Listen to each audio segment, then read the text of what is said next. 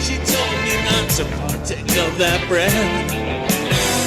For it's made in the house in the past that leads down to the dead. She said, come with me, hold fast to my waist, keep to me, right like the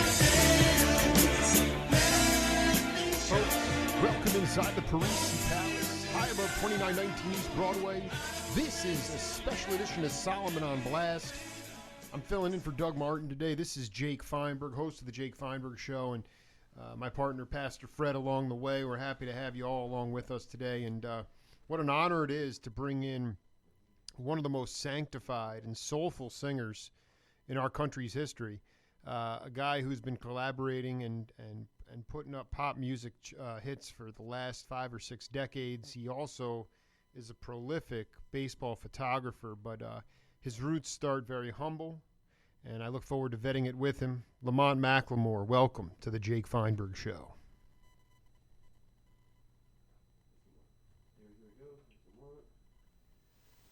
How you doing, man? Hey, okay, sir. Good to hear you, brother. Yes.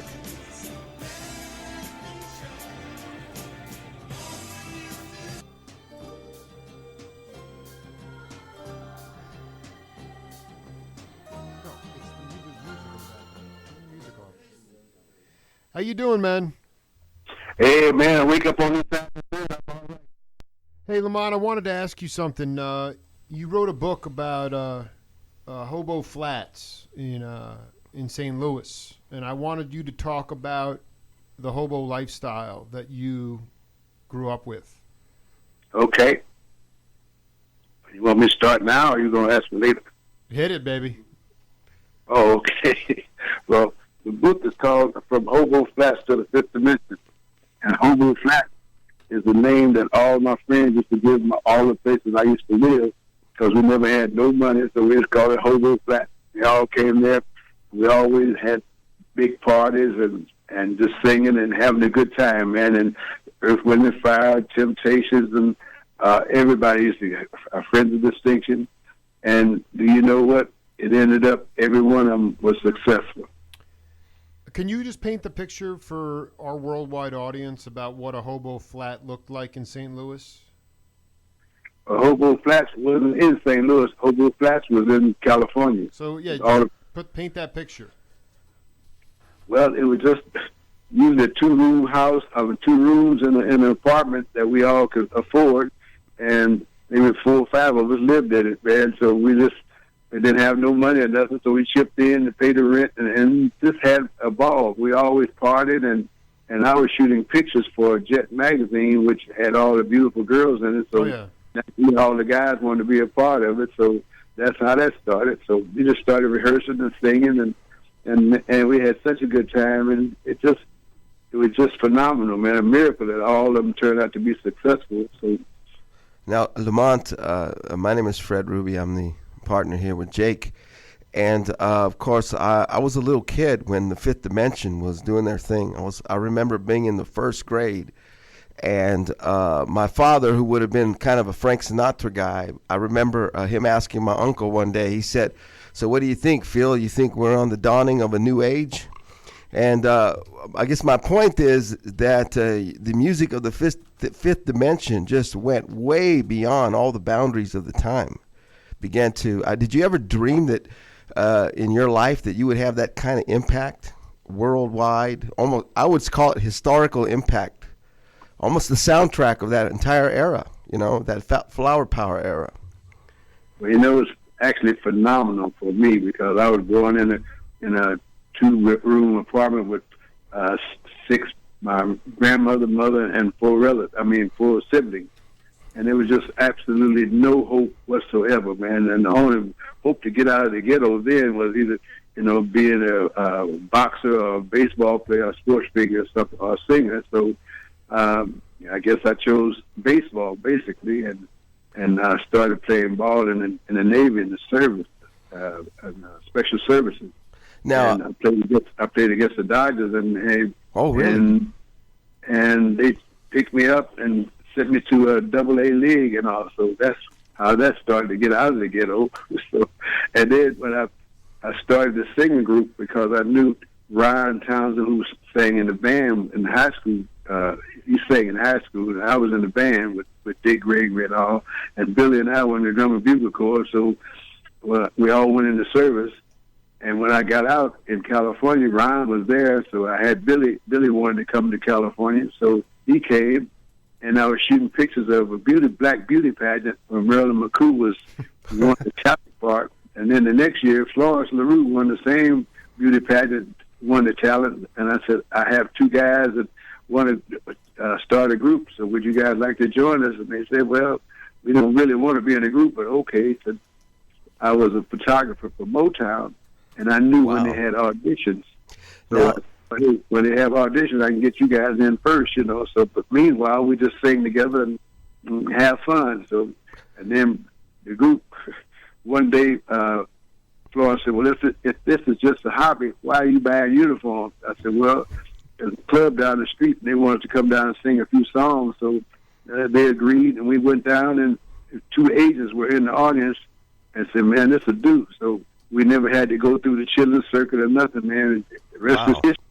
So let me ask you a question. In the beginning, now I know that you guys achieved greatness on your own by creating your own sound and having all the dynamic behind the sound, you know, for people to embrace it. But in the beginning, were the producers of your music, do you think, were they just trying to perhaps, you know how they like to manipulate everything to kind of make you into an African-American version of the Mamas and the Papas? Or was that something, were you guys choosing your music? No, we weren't choosing the music. I mean, and you're right about part of that. Mark Gordon and Johnny Rivers, who had started a record labels, said, well, hey, man, you guys sound so good, and if you go in the Motown route, you're going to get lost behind the Supremes and Temptations and all. He said, I'm starting a label that become with us and just listen to what we have to say, you know, and try what we're trying to do. Well, you can go first. So, okay. So then they came up with the Mamas and Papas, Go Where You Want to Go. In fact, Don Phillips and Mama Cass came to the recording session to help us record. Oh, wow. And, I mean, it was really, really nice of them. And then when they were there to help a fresh young group, black group, get started. And then when the group got bigger than them, we didn't see them no more. But thanks to them, that Go Where You Want to Go. And we had no idea about that type of music because being black, only knew rock and roll and rhythm and blues and stuff. But we listened to them, and it worked. Lamonte, I wanted to ask you if you could talk about your experiences. I'm very fascinated with the rhythms that came out of the Sanctified Church, and I'm wondering about your first time that you experienced the rhythms of that church because, you know, soul music came out of the church and gospel music, but the Sanctified Churches, the pastors often wielded guitars, and the rhythms were not a traditional trap set the way Hal Blaine might play on Fifth Dimension album. It was shakers and tambourines and hand clapping. And I'd like you to talk, I mean, there's only two letters that separate magic and music, and I'd like you to talk about a spiritual experience you had early on when you were a boy within the church. That's funny because my folks would beat me because I didn't want to join the church choir. You know, all I wanted to be was a baseball player and a gangster. Yeah. Singing was the last thing I ever really wanted to do, you know, and I went to church with my grandmother and got baptized and all that, but I wasn't really a church religious person, even though I loved the gospel music and all. And ironically, gospel music wasn't that much of an influence on the Fifth Dimension's music. The sound from the Fifth Dimension came from a mistake that I made because Ryan Townsend sang opera and Billy sang rock and roll and rhythm and blues, and me and Marilyn sang jazz and Florence sang pop. And I said, hey, just put the group together. And when you're putting a group together, if you putting a country and western group together, you get country and western singers, or rock and roll, you get rock and roll singers and all. I just got these guys together because I knew they could sing, had no idea what I was doing, and the sound evolved out of that. Yeah, that was my next question. If you chose these two girls because they were beauty queens before their voices, but they both had great talent on top of their looks. That was a pretty amazing combination to happen upon, to discover together. Thank you. Well, I was a photographer for Jet Magazine and Jet Beauty, so I was always interested in beautiful girls and all. In fact, they could sing too, so that was just, and they both were college graduates, not most girls, man, some of them just have problems getting along with each other or kept, their stars before they even started. I don't know, guys too, but these two girls, man, guys were hitting on them saying, hey, come with us. And they said, no, we can make it on our own, and we were just proud of them. And never, no problem, no nothing in the fifth dimension. So what would probably answer my next question is, because you guys were kind of the soundtrack behind the whole flower power thing and crossed over all these different genres and racial boundaries with your music, were there actually anybody in the band that was into the whole flower power scene, or were you guys too busy working? Well, we bridged the gap in music, and we were after up and away. We did like Woodstock. They had a thing in San Francisco with all the metal bands and all with Jefferson Airplane and the Doors, like the Fillmore West up there. Right. And they had us signed to do the show with them. We thought we were very out of place. What are we doing here singing up and away? And they got all these metal stars. And so we said, hey, they hired us, so we just do our job. And we got up and sang Up and Away. And I guess they thought Up and Away was part of drugs. So that's why they put us a part of it. And do you know what?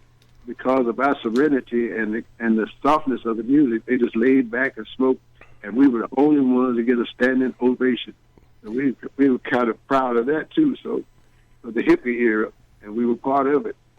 Did you know Lester Chambers from the Chambers Brothers?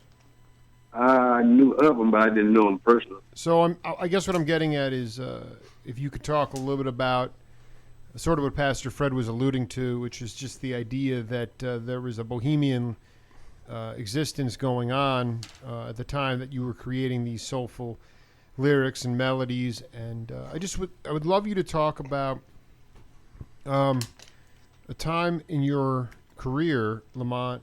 Could be your photography career, could be on the bandstand, could be growing up when you faced real adversity and how you overcame it and how it made you stronger.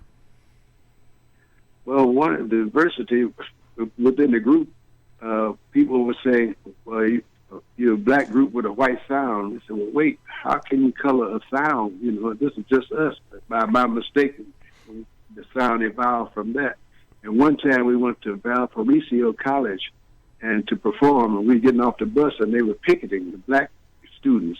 And so why are they picketing? He said, well, man, we want a black group, and they said all the white groups, and now they try to pacify us with you guys. You all don't know rock and roll and all that. And I said, well, wait a minute. I said, have you ever seen us? They said, no. I said, how many of you are there? I think it was about 12. So we went and bought all 12 of them tickets. And I said, now, when you come to the show, if you don't like us, then talk about us. Not before, give us a chance. And after the show, 2 of them came out crying. Said, man, I'm sorry, this is such you guys could be a legend and you just uplifting the spirits and hope. So good luck. And I always remember that. So you guys did, even though obviously you had your music produced, there was the upbeat vibe, the hopeful look, your up and away, all that. Let the sun shine in. Was that something that you guys were really embracing in your own way, even though other people obviously were writing the music?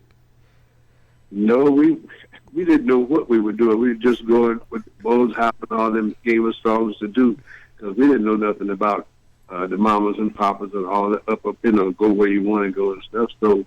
In fact, Go Where You Want to Go almost broke us up. We knew in Los Angeles, I knew a promoter, and he was bringing in the Temptations for a show. And I said, man, can you get us on the open?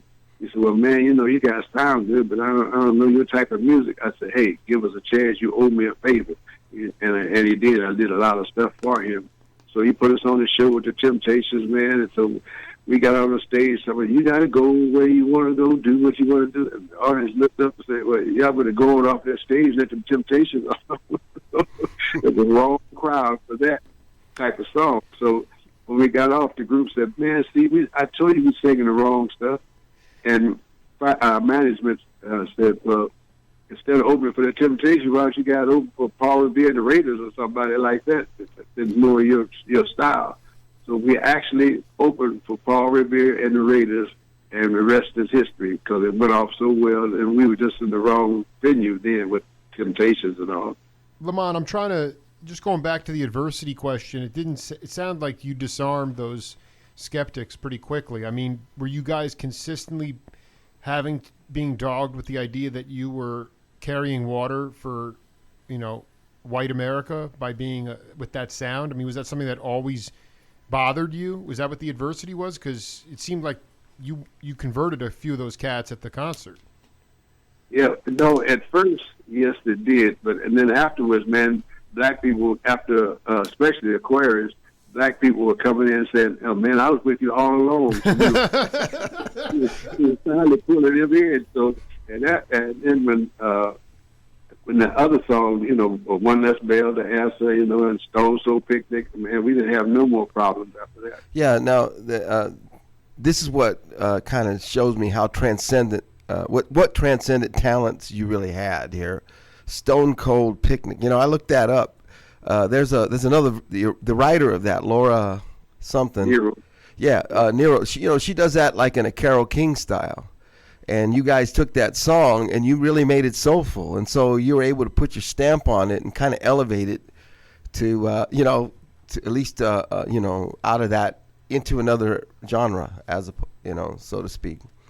And bless her soul, man, when she passed away, what a talent, too. And we actually were performing in San Francisco, and the guys and the girls, we both shared apartments there because we were there for about a month. So we had the kitchenette and all that stuff. So we got that instead of a hotel. And so we were rehearsing, and we heard somebody rehearsing, singing upstairs. So we went out on the balcony, and the lady looked down at us and said, who are you guys? She said, I'm Laura Nero. I said, we're the Fifth Dimension. Oh, really? And that's how I got her, man. So, and I don't know what happened after that, how we even got together, but that's how we first met her. Lamont, I have to ask you about a few cats that were out on the West Coast. One of them was Roy Ayers. Did you get to meet Roy? Yeah, I knew Roy Ayers. You want to talk about Roy? Because Roy was in Gerald Wilson's band playing vibes and big band jazz, but there's no doubt I've had many a good time listening to his version of Stone Soul Picnic, so I know that he definitely was getting off on you guys. And you talk about Roy Ayers? You talk about how you met him? If I remember, we run across him often, but I never really knew him, personally. And who wrote Ghostbusters? Ray Parker. Oh, Ray Parker, right? I knew him better. I keep getting the two confused. So. Were you on bills with? How closely connected were you to the jazz scene of Southern California, the Lighthouse? I mean, were you crossing paths with some of those, with the Max Roaches and the Coltranes and the Mileses? I mean, did you become friends with those cats? Because I know that when you were on the road, I'm just guessing here, but I gotta believe that your rhythm section were probably cats that were studio cats. I could be wrong, but I'm glad you asked that question because the original Fifth Dimension, me and Marilyn was in a jazz group called the Hi-Fi's. Let's talk about that. Lambert, Hendricks, and Ross and Bavon and all of them. Oh, man, wow. Wow. I mean, they came to see us and said, man, you guys are terrific. But I had a dream in the middle of the night, man. We recorded an album, Lonesome Moon, with the Hi-Fi's, and we sold 5 copies. Each one of us bought one. So I say, you know what, jazz is all right, but it's not selling, So that's right. I told them, I had this idea, and a dream came to me in the middle of the night, man, exactly what to do and put in the Fifth Dimension together. So I went to the Hi-Fi and I said, man, look, we can still sing good, sing jazz chords and all, but uplift it, make it more danceable. They called me a rock and roller, so I said, well, I'm going to quit and do what this dream told me to do. And Marilyn McCoo said, well, I'm going with you. Yeah, So because this is so amazing because you talk to a lot of cats. The jazz gigs did not pay well at all. It was hard to make a living. So let me just make this be clear. You were singing Great American Songbook jazz, or what were you singing with the Hi-Fis? Total jazz, but most people don't know this, but the Fifth Dimension even won the Jazz Awards for Playboy for 3 years in a row. Say that one more time? For Playboy. So Playboy Jazz. Yeah. Fifth Dimension. And I said, well, we're not still singing jazz, but our cards, some of the music sound like jazz, a lot of jazz influence. So I was shocked that we won the Jazz Award for 3 years. But we love jazz, but like I said, I'm glad I went with Fifth Dimension. And the idea there was that making it more danceable would mean more of a groove, more of a 4/4 rock beat. How do we make it more danceable in that dream? Yeah, well, just making it upbeat, more danceable, rather than just get jazz cards. You don't really dance to jazz music, So we wanted to upgrade it a little bit more danceable. So that's what we did. And we still never really did what I put the group together for a real danceable tune. Our eyes were mostly easy listening. We had more turntable hits than anybody. Right. And people weren't dancing to them, and they weren't really, wasn't selling that well, but they were listening to them. Yeah, they were smoking dope to them. Right. Like you said, in San Francisco. Those albums, do you have any idea, like Aquarius, like how many albums how many albums were sold? You have to look it up, man. I'm not one of them people that keep track of all of that, but it's in my autobiography. I know the guy, Robert Arnold, who put my book together. He did such a great job, and he knew more about the Fifth Dimension than all of us did. So he knows all the stats and statistics and all. Do you have the book, Hobo Flats? I can't wait to get my hands on it. But here's my question, because Lester, the Chambers Brothers, there's a lot of different versions of this story, but they never really saw any of their royalties for what they did. And I just want to know if you've been fairly treated by the music. It's from the beginning. I mean, have you seen royalties for all your hit songs? Are you kidding? That is one of the biggest mysteries in the music industry. When we first got together, we weren't making no money at all. We said, well, what's happening to the money? We got to hit records and all. I said, well, it's going back into business and all, so we got to pay the money for re-recording and all of that. And then all of a sudden, Transamerica bought out one of the record companies and said their music is worth $10 million and had our picture on it. And I said, wait a minute, where is this $10 million we've talking about? So we auditing them, and they said, oh, yeah, we found this and we found that, and they started sending a little money here and a little money there. So we stayed on them. In fact, we just got this through Sony. So, back royalties. All the record companies did it, so we getting a little of our money, and some of them never got anything, like you said, the Chambers Brothers and all.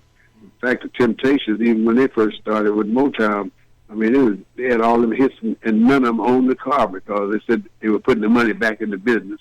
Were you getting? So you were just getting, you were getting cash for the dates, the studio dates, but like you were not literally seeing no money for any of the record sales or the royalties or what was played on the you only got paid for the date itself. Right. Holy cow, man, that's staggering. The first year, but we got smart, and then all of a sudden now we own our own publishing. We do it. Hey man, it's really kind of phenomenal. But we bridge the gap in that a whole lot. Now, getting back to the accolades and the awards at the Fifth Dimension, where you guys were like a blowout success. Tell me how you felt in 1967 when you won a Grammy Award, being from Hobo Flats to a Grammy Award. How did that change your life, just that experience by itself? Oh, man, totally. Well, one day we went to the to the awards, thinking that we were going to at least win one. We only thought we were going to win one award. That was a group of the year. And we didn't win that. We were just, oh, man, it was heartbreaking. And all of a sudden, we started winning all other categories. So, yeah, album of the year, song of the year, everything.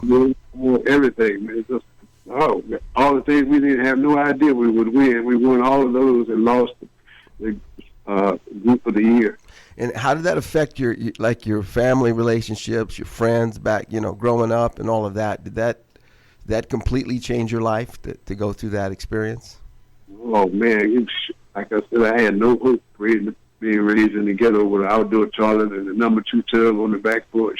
So just no hope. And all of a sudden, man, it just could not be happening. It just was phenomenal. So everybody was proud of us and everybody was backing us. So to this day, when you hear a song on the radio, man, it just brings tears to your eyes because you know how hard it was to get there. Lamonte, I've interviewed Phil Upchurch, and I've interviewed Bobby Womack, and I've interviewed Ramsey Lewis, and a lot of cats, and I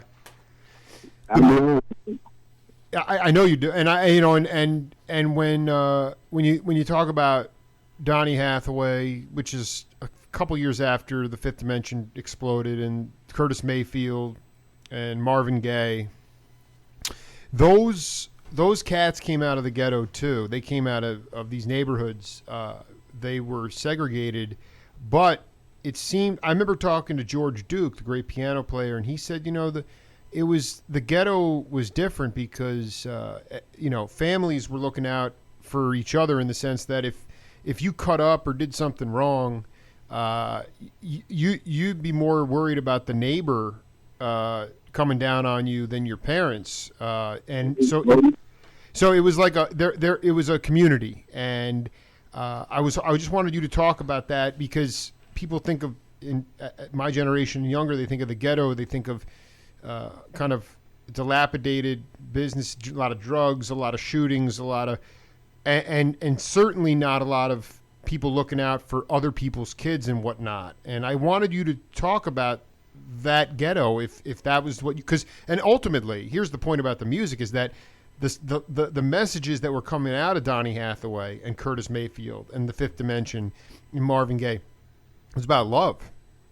It was about love, and those are not the lyrics that come out of the ghetto today.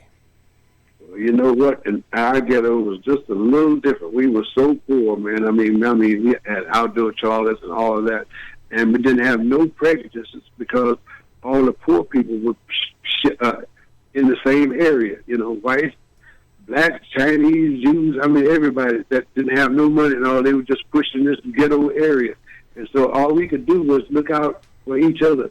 It was so poor, the gangs didn't even come down. We didn't have no drugs. The gangs were scared to come in our neighborhood. And we got spanking, brother. I'm telling you, we got spanking. And if the neighbor said something, we got spanking before we even got home and were scared to go home. So and I want to tell you about one story I saw on Oprah Winfrey. Go ahead. Oprah was interviewing this lady who had just got out of jail because she was whipping her son, and he called 911, and they came and locked her up for child abuse. And she was on Oprah, and Oprah was saying, "Oh man, because back in the day we got spanked, and you see, we turned out all right." So she asked the lady, said, "Now, well, what are you going to do now?" She said, "Oh, I'm getting ready to go back to jail because as soon as I get home, I'm kicking his ass again."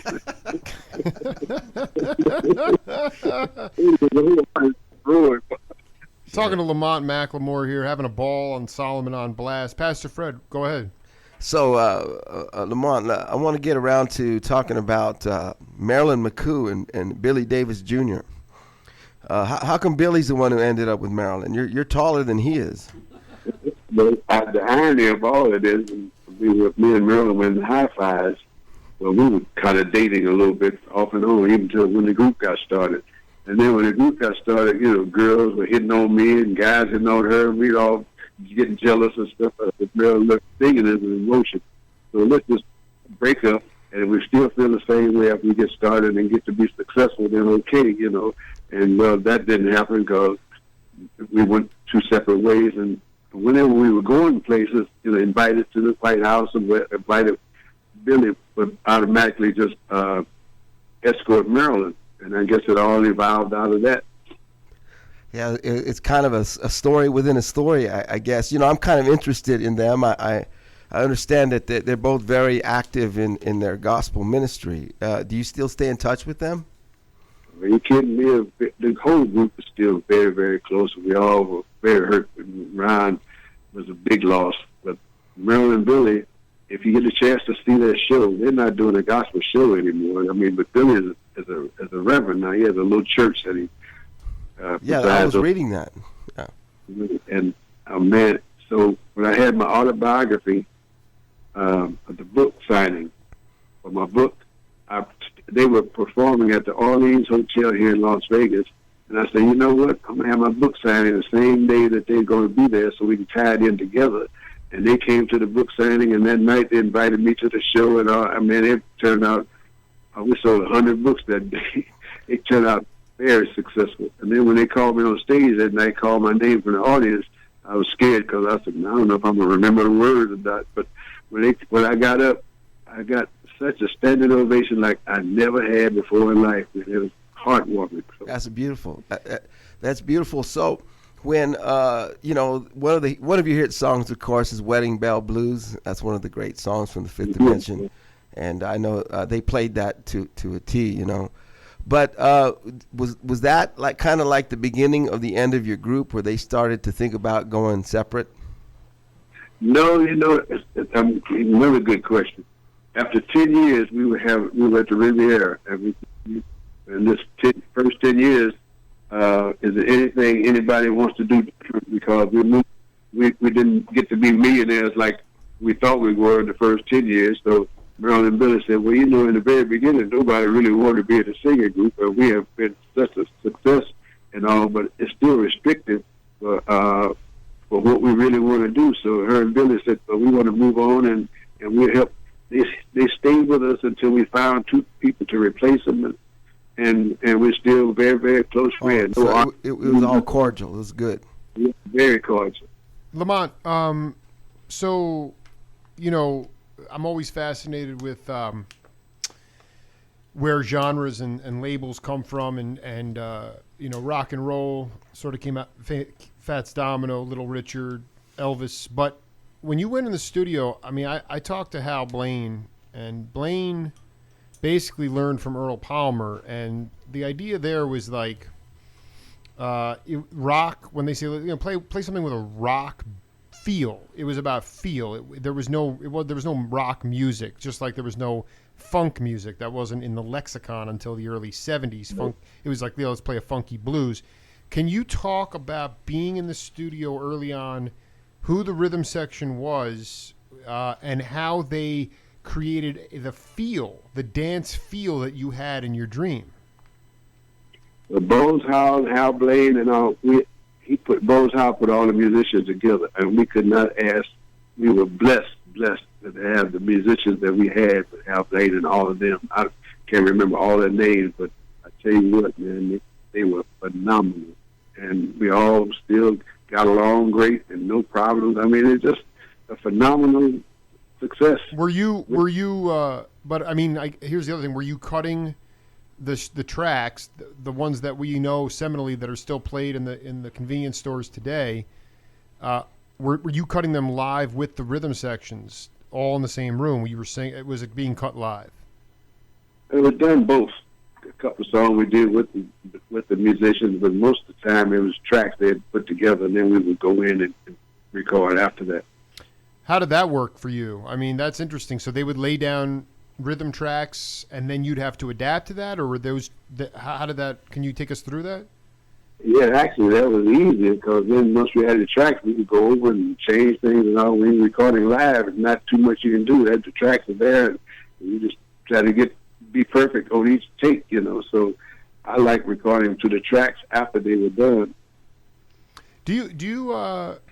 Can you talk about? I look at the late '60s period as amazing time in our history and somewhat tragic. And I was hoping you could share your thoughts about where you were and the impact of the assassination of Dr. Martin Luther King.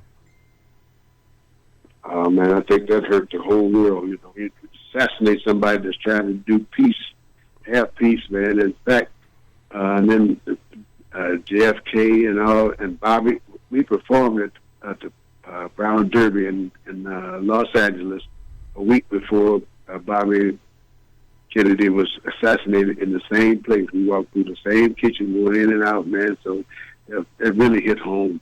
That's eerie. That's so eerie because I just transcribed this interview with the drummer Jim Keltner, and he was talking about playing with Charlie Smalls. You know Charlie?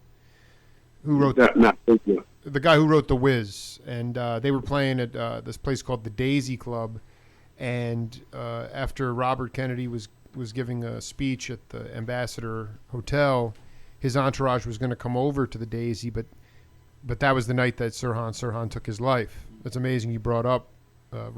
Can you just talk about how it affected? I wasn't born then. I was born in 1978, but to lose those leaders, I realized that it hurt the world, but can you just talk about specifically in your world, how it affected your world? Oh, man, it affected us tremendously, especially with Martin Luther King. So that was our only real hope, you know. And I was in Hawaii. We were performing, and I was walking on the ledge on the beach, and I had a little radio on my ear, a little Walkman then, I guess. And when I heard that, man, I fell off the ledge, almost broke my leg, almost. It just affected me so much.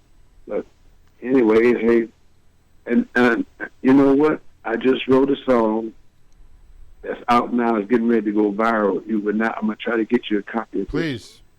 It's called Ceasefire. It's 2 words that can solve all of the wars in the world. Ceasefire, and it has worked before. It maybe didn't work for but 2 months or a year or so, but ceasefire works. Can you we have a refugee. Can you sing a little bit for us? No, wait, man. I'll send it to you. I'm not singing this. I'm doing the narration. I want to hear some. I want to be inspired right now, Lamont. You know, I mean, come on. You got off anyway. It's okay. So this is something that a recent creation. Yeah, this is I wrote the song. I woke up in the middle of the night, man, and my wife said, "What are you doing?" I said, "Oh no, something. I'm writing a song." Yeah, right. I'm writing this song. I went back to bed, and the boy said, "You better get your butt up. You ain't finished yet." Got back up and finished writing this. I'm doing the narration, and the beginning of it is, I'll do this for you, that there is a weapon of mass destruction, and this one is easy to find. All you have to do is look into the mirror because it's us, mankind. Boom, and the song starts. No, that's great. That's great. It sounds like some of the early. I want a copy of that. Here's another question that I have. It's pretty much related to all those events as they unfolded. It was pretty hard to keep going into the 70s. The music changed. It was Love Train for a minute, but then people began to write about darker themes, you know, like what's going on and that sort of thing. Did you guys ever powwow together saying, you know, our music needs to get more serious? Not that it wasn't fantastic, and I don't even think you needed to do that, but just in your own group, say, hey, we need to start speaking out against this and speaking out against that, getting a little more social elements involved in your music? Or did you guys just say, no, we're just going to go with whatever the producers say? No, you're going to be surprised. We did say that, and we went and got the Declaration of Independence and sang it. It's on one of the albums. Oh. I'm going to look that up. Armed Forces Radio refused to play it because it said it was depicting overthrowing the government. So that's the irony of that. But it's verbatim, and they saw it that way. So it's on one of the albums. Once you get my autobiography, all of this, everything is in there. So, and it's not just an autobiography. I mean, it's an inspirational book. It's got 100 positive reviews, man. So it's called Hobo Flash to the Fifth Dimension. So you go on Amazon.com, punch in my name, and it comes up. Lamont, you know, I just wanted you to talk a little bit. Part of my show is about lineage, and when I talk about lineage, tracing back to the original roots of all music, Bill Monroe, the father of bluegrass, Sam Cooke, Ray Charles. Can you talk about? I mean, were you the lineage of the vocalese cats that you got off on? Was it doo-woppers? Can you trace it back? Because a lot of cats today in the music artists, a lot of jazzers and people that I talk to, they say the younger cats don't go back far enough. If they're trying to learn a shuffle beat, they only listen to something out of the 70s or maybe even the 90s, but they don't go back to Fats Domino. They don't go back far enough. Can you trace the lineage of your vocals back? Yeah, I was going way back, man. But when the Clovers and even the Platters back there, they were the first crossover group, I think, And we got a lot of inspiration from everybody. And the Dells, I don't know if you know of them or not. Sure. So now all of those groups were really part of my era and part of my history, And that's what I always looked up to. So you're right, man. You have to go back. And I was going to ask you, in this day and age, we have a saturation of visual information out there, almost too much. And cats can just, with a click of a button, they get so much visual stimulation. All you guys had really was your imagination and a lot of auditory stimulation. I wanted you to talk to younger cats who are really trying to genuinely seek authenticity to find their own voice. How do they do that in 2016? What's your advice for those cats? Well, my first advice is don't give up your day job because success is not promised to you. Keep your day job. No, Chester Thompson from the Tower of Power was working at Bank of America and he was singing those songs. So I know what you're getting at. But I'm just talking about authenticity and developing your own original sound, especially when everything today is so everything's comped. Everyone's comping somebody else. And you guys didn't have any of that stuff. You hit it dead on the head. All these singers, man, we have some great, great singers still out there to this day, but they're copying other people and they're doing great, copies and stuff. But if you're going to start out, you got to be an individual because when you hear Smokey Robinson's song, you say, oh, that's Smokey. You hear Temptation, oh, that's Smokey, or Johnny Mathis. They know right away from the voice. So you got to have your own identity. Whatever you do that. And when I mentioned about school, I said get your education first because once you start singing, the public is very fickle, man. So you got your education to fall back on. That's most important than anything. So if you're successful or not, they cannot take that away from you is what I'm trying to say. How far in your education did you get? I mean, did you get through? Did you graduate high school? Yeah, I graduated high school and went in the service right away. The police made me offer. I couldn't refuse because we were all in gangs and stuff. They said, well, hey, they've taken so many of our friends to jail. The police came to my house and said, you don't seem like that type. So we're going to give you an offer. Either you going to jail with them cats or you can go in the service. Well, I jumped on the service, so I went in the Navy, and that's where I played ball, and service actually saved my life. That's fantastic. I'm going to bring it back down into pop culture. Ed Sullivan, he dedicated, I understand, a whole show to the music of the Fifth Dimension, which was like, I don't think he ever did that for anybody, did he? Not that I know of. Maybe the Beatles once, I'm not sure, but I know he did it for us, and he was fantastic. He loved the group, and it just, we had so many personalities that we were close to that Frank Sinatra asked me for my autograph. I said, now, wait a minute. That's amazing. That's classic. I mean, that is so classic. He must have loved. He was such a womanizer anyway, though. He must have been trying to get in with all you. He must have. Yeah. Did he ask Marilyn for her autograph too? No, wait a minute. Let me tell you. We were at Caesar's Palace, and he was performing there, and he came to see us. We were in the lounge, and he told the management, "Say, I want them to open for me in the main room on Thanksgiving." And they said, but you know what, the group is so good, they don't even know it yet, but we're going to sign them the headline for Christmas. He said, I don't care about that. I want them with me. So we were scared to death. He signed us to open for Frank Sinatra in the main room in Las Vegas. But the best thing that happened to us is that we got a chance to perform in the big room. So when we went in Christmas, we broke his record. He said, "No, this ain't gonna work." So he brought us back in with him and Jose Feliciano and all.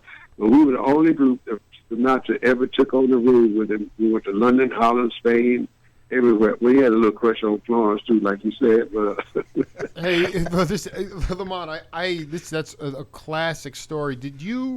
Were you aware, and could you talk to the audience about the influence of really how the mafia controlled the club scene? I can definitely tell you that because we were very close to Sammy Davis and Sinatra. I mean, we were very close to him. So he helped us get other jobs and all.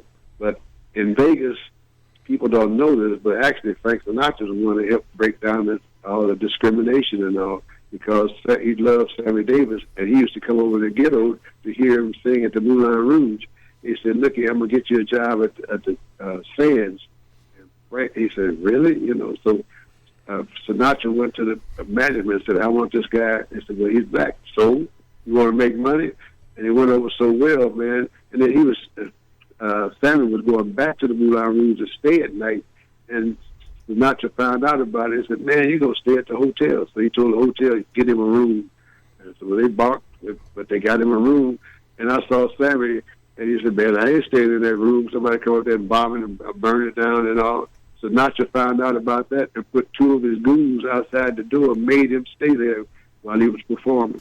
I had heard that about Sinatra, that he actually was a proponent. You need to talk to NPR. They always try to bring up that his old routines with Sammy Davis that were, inappropriate by today's standards. But I had always heard that he was a proponent of civil rights, and I'm glad to hear you say that. That's exciting. Now I have to ask you another question here. This is about baseball. I'm from the Bay Area, and I was a little kid when Willie Mays and Willie McCovey were doing they were on their last leg. But are you a big Dodger fan from that era? Well, I got signed by the Dodgers from the Special Services, but I was actually a Cardinal fan being from St. Louis. And I got to tell you this right quick. The Cardinals, after Jackie Robinson, man, all of a sudden things were starting to open up a little bit. So they had an open session, scouting session at the stadium. And so they wanted people to come out, applicants, and try out. So me and two other black guys said, "Well, let's go try it." So, "Are you kidding, man?" I said, "Hey, it can only turn us down." Right. So we went. And so I said, the guy said, "Well, what are you here for?" I said, "We're here to try out." You should have seen his face. He looked over at the management, and the management looked at us like, "Well, hey, okay, yeah, let him try out." So we went out there, man. We hit hard and ran fast and stole. We did everything so good, man. The guy said, "Damn, you guys are good." So when I got back home, man, my mother said, "Well, how did it go?" I said, "Great." She said, "What's going to happen?" I said, "They're going to call us." She said, "How they going to call you? You ain't got no phone." Oh, no. We were so excited. We just left. We didn't leave no numbers, no nothing. How fearless, That's how fantastic. fearless, Jackie Robinson, rightfully so, was the pioneer. But two cats I wanted to ask you about. All you hear about is how Bob Gibson was a headhunter and this, that. But can you talk about Bob Gibson and Lou Brock?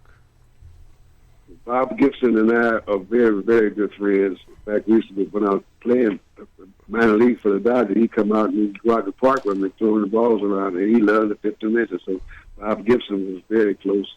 And he shoot. Look at when I was throwing the ball to the plate, his was coming back. So are you still a Cardinal fan to this day?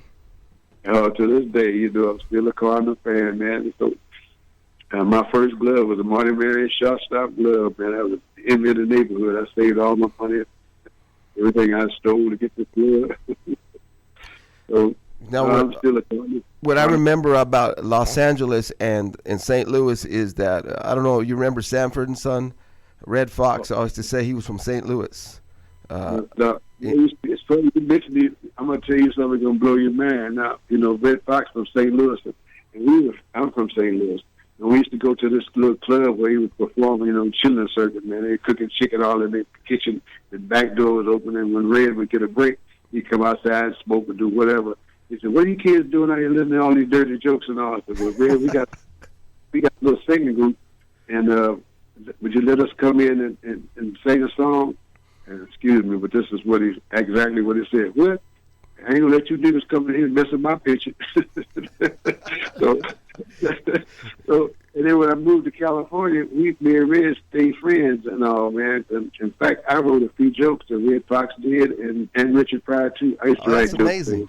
That's amazing. I wrote jokes for the group and all, and I have a joke book out too, along with my autobiography. But I'll tell you about that later.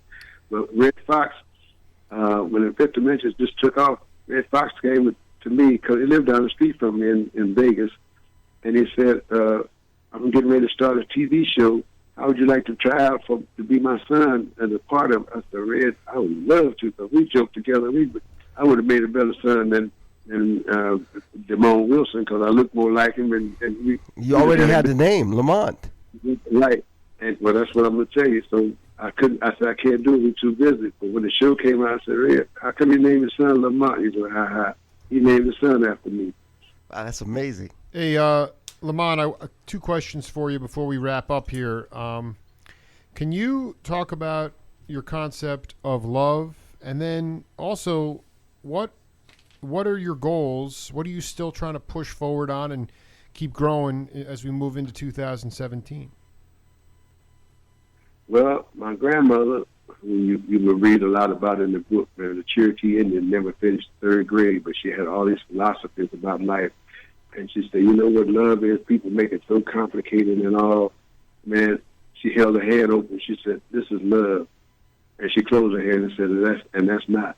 She said, "If you ever entice a little bird to come and finally have enough confidence to come and eat out of your hand, he'll come and keep coming until you close your hand and you'll never come back again." So remember that as far as relationships and all. And then she said, as far as getting married, if your mind tells you that's the person, scratch it. She said, if your heart tells you that's the person, scratch it. But if your mind and your heart tells you, then you got a chance. Because your mind will fool you and your heart will fool you. But together, they seem to work better together. No, that's a great piece of wisdom, really. What about your New Year's? What are you still looking to do? What are your plans for 2017? Well, man, people ask me, "Well, what are you doing now that you've retired?" Only reason I quit singing with the group is because I had major back surgery. I had 4 screws in my back, and the doctor says it's better you just get off the road, quit lifting heavy luggage and stuff. So they said, "What do you do since you retired? Since you're always so active?" I said, "From Monday through Friday, I don't do nothing, and Saturday and Sunday I rest." I dig, man. Hey, man, you earned it. I think you've been working your butt off, Lamont, and I just wanted to tell you we'll be in touch. Go ahead. Yeah. I have one last question. The name of this segment is Solomon on Blast, where we try to look at the wisdom and the knowledge and the understanding of Solomon, for our culture today. I just want to know, and you may not, do you have a proverb or even a verse from the Bible that you find a lot of insight in, or inspiration, anything that you go to? This is from my grandmother. She said, "The sun rises and the sun falls for everybody. We're the ones that screw it up in between." Yeah, I know that's it. Yeah, I know the verse. Alan Toussaint wrote about that. I love that, man. Hey, Lamont. Hey, man. Let's stay in touch, brother. And I'm glad that I hope all your doctor's appointments go well. Keep getting on the mend, and just keep swinging, man. Keep doing it. You know that. Well, you know what? I don't make friends I don't intend to keep, so now y'all stuck. Sounds good to me. Every time you come to Vegas, please keep my number, man, and give us a call. I'd love to meet you guys and hook up and do something, And I also want your email address so I can send you this ceasefire, man. It is beginning ready to take off. Well, yeah, no, we'll do it all, and I'll make sure to get you a copy of this interview and also transcribe some of these stories you told today and get them up on Facebook, man. Much love to you. Thank you, Lamont. Give me your email address. I will. We gotta jump now, but I will. I'll text you or I'll call you later. Okay, thank you, man. Bye, Lamont. God bless. Merry Bye. Christmas. All right, bye. Bye. That's Solomon on Blast for December 17th, 2016. Thank you to Pastor Fred. This was fun. I hope we get to do it again with other cats. Jake Feinberg Show up next. We'll see you later.